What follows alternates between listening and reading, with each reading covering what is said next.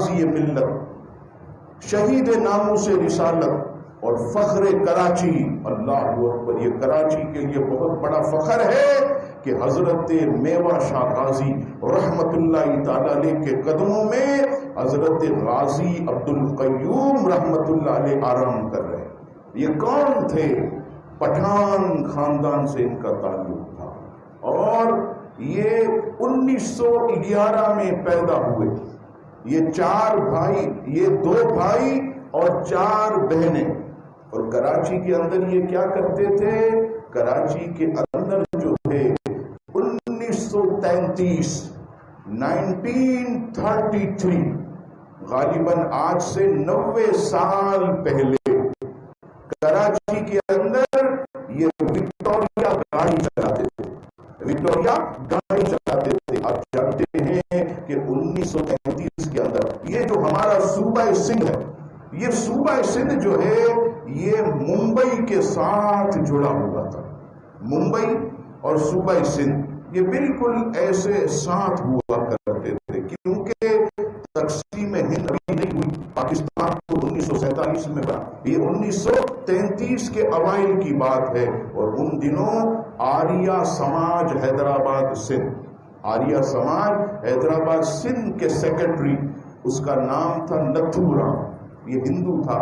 یہ نتھو رام، اس نے نبی پاک صلی اللہ تعالی علیہ وسلم کی گستاخی پر مبنی ایک کتاب لکھی۔ آپ کو یاد ہوگا کہ 1929 کے اندر یا 1928 کے اندر ایک کتاب راج پال ہندو نے لکھی جس کا نام رنگیلا رسول رکھا۔ رنگیلا رسول کتاب یہ گستاخی اور بے ادبی پر مبنی، یہ کتاب جو ہے یہ راج پال ایک ہندو تھا لاہور کے اندر، اس نے لکھی، تو اسے غازی علم الدین رحمت اللہ تعالی علیہ نے کیفر کردار تک پہنچا۔ ایک تو وہ 1928 یا 29 کا واقعہ، اب 1933 کے اوائل میں یہ آریہ سماج حیدرآباد سندھ کا یہ جنرل سیکرٹری نتھو رام، اس نے جب کتاب لکھی، آپ جانتے ہیں مسلمانوں کے اندر سرکار کریم علیہ السلام کی کتنی عزت ہے، حضور علیہ السلام سے مسلمان کتنی محبت کرتے ہیں، اللہ اکبر۔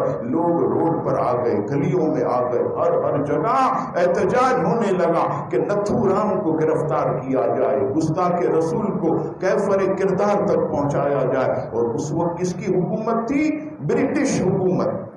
برٹش حکومت 1933 کے اندر جب اس نے دیکھا کہ مسلمان گھروں سے نکل آیا، گلی گلی، محلہ محلہ، قریہ قریہ، شہر شہر، ہر صوبے میں مسلمانوں کا احتجاج ہو رہا ہے، لاکھوں کی تعداد میں مسلمان سڑکوں پر آ گیا۔ اب برٹش حکومت ہل گئی اور برٹش حکومت نے جو ہے نتھو رام کو گرفتار کر لیا، اور گرفتار کرنے کے بعد یہ دیکھیے، میں ہمیشہ یہ بات کہتا ہوں، آج پھر کہوں گا کہ جب حکومتیں سزا نہیں دیتی، جب حکومتیں گستاخ رسول کو کھلا چھوڑ دیتی ہے، جب حکومتیں گستاخ رسول کے ساتھ کارروائی نہیں کرتی، جب حکومتیں گستاخ رسول کو کھلی چھوٹ دیتی ہے، جب حکومتیں گستاخ رسول کو جو ہے یہ باہر نکال دیتی ہے، انہیں ضمانت پر رہا کر دیتی ہے، تو پھر کیا ہوتا ہے؟ پھر غازی عبد القیوم پیدا ہوتے ہیں، پھر غازی علم الدین پیدا ہوتے ہیں، پھر جو ہے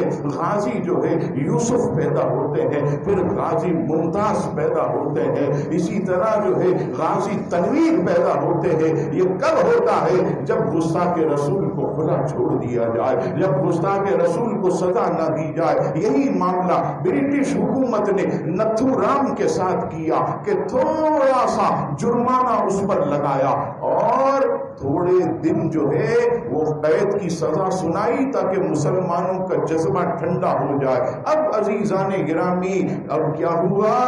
اب اس نتھو رام نے جو ہے اپنی ضمانت کروا لی، اور یہ شورا بہت زیادہ پورے جو ہے ہند کے اندر ہوا کہ بھئی گستاخ رسول کی ضمانت ہونے والی، ان قریب وہ رہا ہو جائے گا، اور اس نے تو تھوڑا سا جرمانہ وہ بھی بھر دیا اور چند مہینے اس کو جو قید کی سزا دی اب تو وہ بھی نہیں ہوگی، کیونکہ ضمانت پر وہ رہا ہو گیا۔ اس کی سورسز بہت ہے، اس کا اثر و رسوخ بہت ہے، اس نے بہت بڑی سورس لگائی ہے، اس نے جیب بڑا خطرناک لگایا ہے۔ اب کیا ہوا عزیزان گرامی، اللہ تعالیٰ جس سے کام لیتا ہے اسباب بنا دیتا ہے۔ بقول علامہ خادم حسین رضوی کہتے مالک کو نوکروں کی کمی نہیں ہوتی ہے، دین کے نوکر کم نہیں ہوتے۔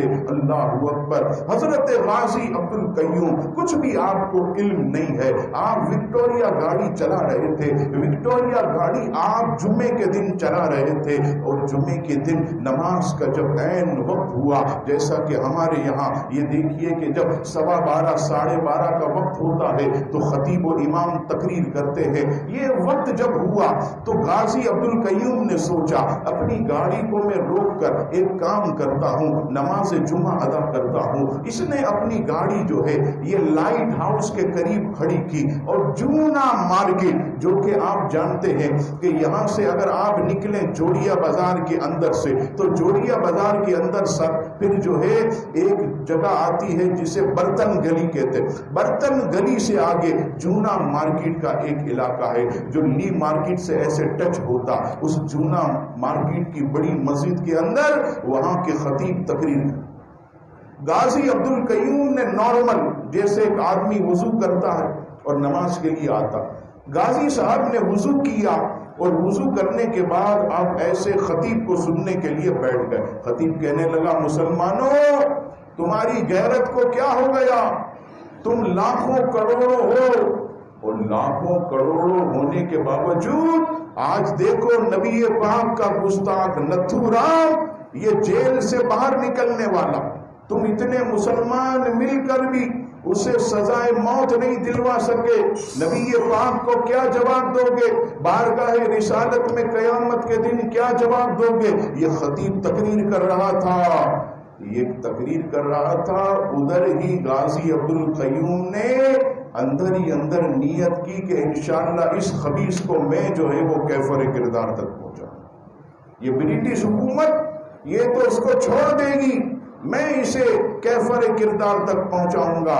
غازی صاحب نے سٹی کوڈ، یہ ہمارا سٹی کوڈ، وہاں معلومات کی کہ یہ نتھو رام یہاں پر ضمانت کے لیے کب آ رہا، تو وکلا نے بتایا کہ بھائی یہ ٹھیک دوپہر کے وقت کل ہفتے کے دن دوپہر کے وقت یہ یہاں آئے گا، اور کل اس کی ضمانت منظور ہو جائے، کل اس کی آخری پیشی ہے سٹی کورٹ کے اندر، کل اس کی ضمانت منظور ہو جائے گی۔ اللہ اکبر۔ غازی عبد القیوم بہت غریب آدمی تھے، اتنے غریب تھے کہ آپ اندازہ لگائیے کہ جیب میں جب انہوں نے پیسے ڈالے کہ ماروں گا کس سے، کوئی ہتھیار بھی تو ہو، کوئی خنجر ہونا چاہیے، کوئی ریوالور ہونا چاہیے، کوئی بندوق ہونی چاہیے۔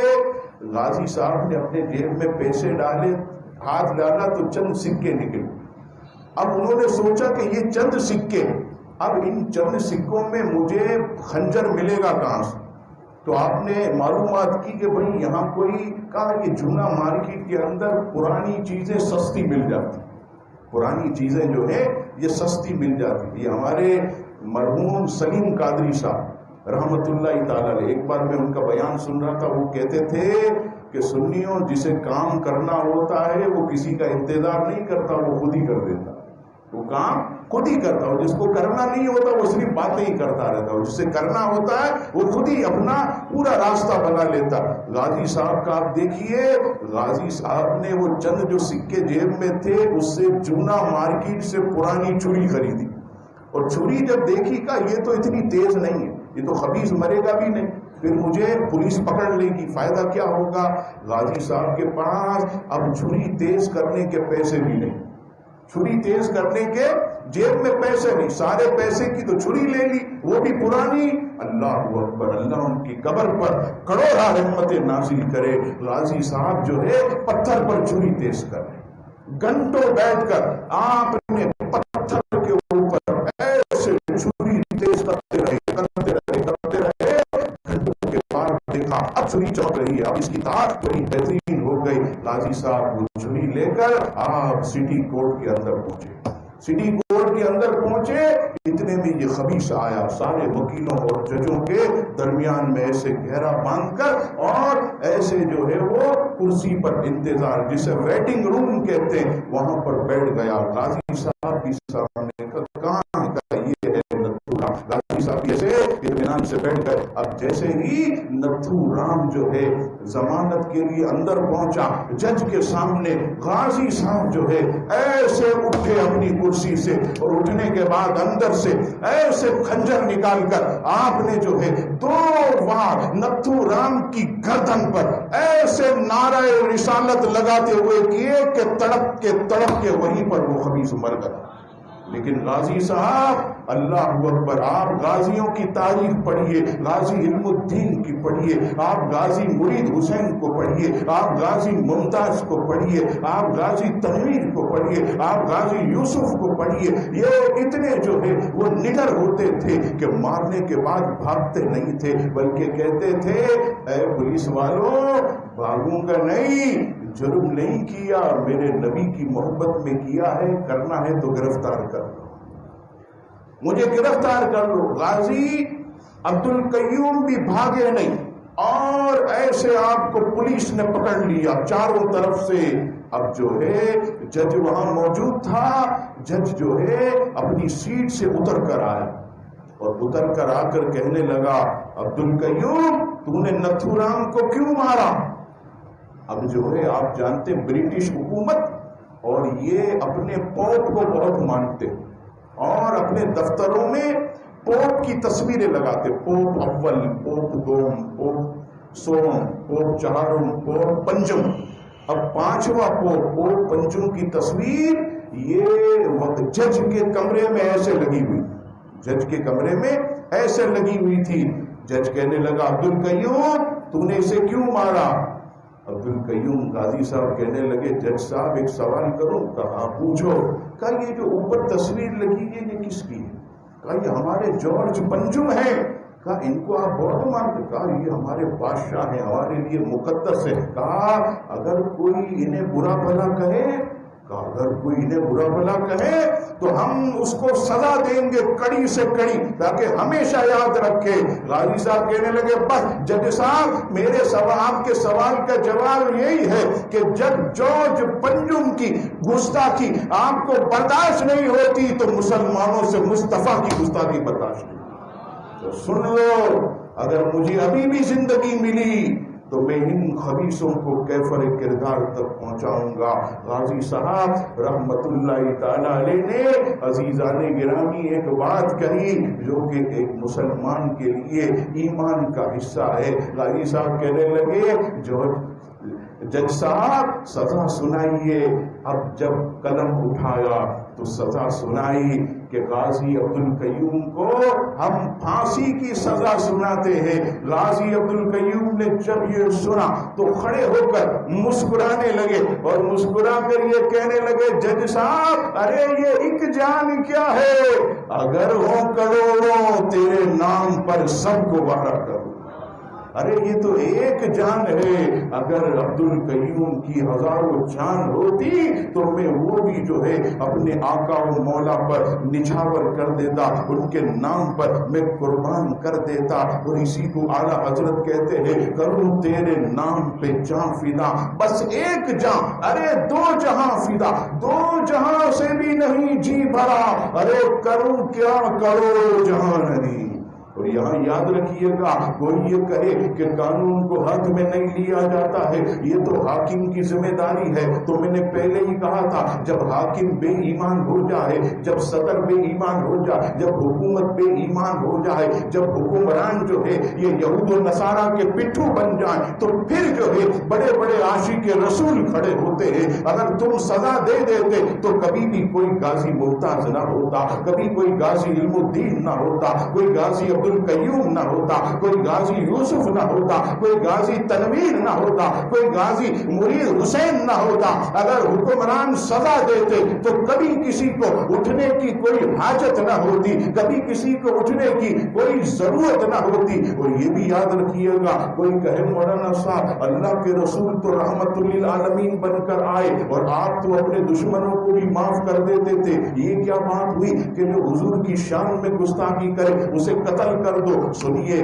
بے شک نبی پاک صلی اللہ تعالی علیہ وسلم جو ہے یہ اللہ کے حبیب ہیں، خود مختار ہیں. آپ اگر کسی کو معاف کر دے تو کوئی حضور کا ہاتھ نہیں پکڑ سکتا، لیکن جہاں تک گستاخ کی بات آتی ہے سرکار نے گستاخ کو کبھی معاف نہیں کیا. آپ اٹھائیے بخاری کے بعد مسلم شریف کی حدیث پاک، فتح مکہ ہوئی، سرکار نے سب کو معاف کر دیا. اے دشمنوں آج تمہیں بھی معاف ہے، اے کفار و مشرکین تمہیں بھی معاف ہے، اے راہوں میں کانٹے بچھانے والوں آج تمہیں بھی معاف ہے، میرے جسم پر اونٹ کی اوجڑی رکھنے والوں آج تمہیں بھی معاف ہے. عرض کی یا رسول اللہ، ابن خطل آپ کی شان میں گستاخی کرتا تھا، آپ کو گالیاں دیتا تھا. وہ ابن خطل جو ہے یہ کعبۃ اللہ کے پردے میں غلاف میں لپٹا ہوا، آقا کیا حکم ہے؟ سرکار فرماتے یہ میرا گستاخ ہے.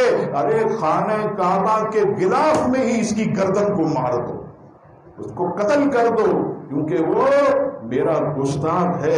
گستاخ رسول کی سزا جو ہے صرف اور صرف موت ہے. حضور کی شان میں جو گستاخی کرے اس کی سزا صرف اور صرف موت ہے. اور حضرت غازی عبد القیوم، یہ میری تحقیق کے مطابق یہ سولجر بازار کے اندر جو قادری مسجد ہے، قادری مسجد کے بانی حضرت علامہ شاہ غلام رسول قادری صاحب رحمت اللہ تعالی علیہ، ان کا مزار بھی اندر ہے، وہاں منہ مبارک بھی رکھے ہوئے. حضرت غلام رسول قادری رحمت اللہ تعالی علیہ کا یہ مرید تھا. غازی عبد القیوم یہ حضرت شاہ غلام رسول قادری صاحب کے مرید تھے، اور غازی عبد القیوم کا نماز جنازہ بھی حضرت شاہ غلام رسول قادری صاحب نے پڑھایا. اور کتنا آدمی، سوشل میڈیا نہیں تھا، کوئی پرنٹ میڈیا جو ہے اس وقت تھوڑا تھوڑا موجود تھا، یہ ٹی وی بھی اتنا نہیں تھا، کوئی ایسی چیز نہیں تھی. لیکن کمال دیکھیے، حضور کے نام پر جنہوں نے جان کو نثار کر دیا، جنہوں نے اپنی جان کو نہیں دیکھا، حضور کی محبت میں اپنا سب کچھ قربان کیا. غازی عبد القیوم کے نماز جنازہ میں اس وقت 5 لاکھ افراد تھے. 5 لاکھ افراد انہوں نے جو ہے آپ کا نماز جنازہ پڑھا، اور آپ کے جنازے کو جو ہے بڑی دھوم سے، کہتے عاشق کا جنازہ ہے، بڑی دھوم سے نکلے، محبوب کی گلیوں سے گھوم کے نکلے. حضرت غازی عبد القیوم کا جنازہ، ہر جگہ سے پھولوں کی برسات ہو رہی ہے، ہر طرف نور ہی نور بکھرا ہوا ہے. آج تو آسمان بھی جو ہے وہ رحمتیں برسا رہا ہے کہ محبوب کے عاشق کا جنازہ ہے، اللہ کے حبیب سے ملنے جا رہا ہے، محبوب کے دیدار کے لیے جا رہا ہے. جو آج اس نے اپنا کام سر انجام دیا، گستاخ کا اس نے کلا کما کیا، آج دربار رسالت سے انعام لینے کے لیے جا رہا ہے. ذرا احترام سے لے جاؤ، ذرا عزت سے لے جاؤ. غازی صاحب کا جنازہ جو ہے یہ کراچی کی گلیوں میں گھومتا ہوا میوا شاہ قبرستان کے اندر حضرت پیر میوا شاہ رحمت اللہ تعالی علیہ، جو میوا شاہ کے بادشاہ ہیں، ان کے قدموں میں آپ کو سپرد خاک کیا گیا. عزیزان گرامی، یہی ذوالحجہ کا مہینہ کہ غازی ملت نے اتنی بڑی قربانی دی. میرا آج بیان کرنے کا مقصد صرف اور صرف یہ ہے کہ یہ ہمارے محسن ہیں، انہوں نے اسلام پر احسان کیا، انہوں نے ہم پر احسان کیا، انہوں نے پوری امت کا قرض چکا دیا. اس لیے ضروری تھا کہ ہم ان کی یاد منائیں، اس لیے ضروری تھا کہ ہم جو ہے ان کی یاد میں ایسے پروگرام کریں تاکہ جو ہے ان سے ہمیں فیض اور برکت حاصل ہو. کہتے ہیں کہ ناموس رسالت کے سپاہیوں اور ناموس رسالت کے شہداء کا ذکر کرنے سے سینے میں عشق مصطفیٰ بلند ہوتا ہے.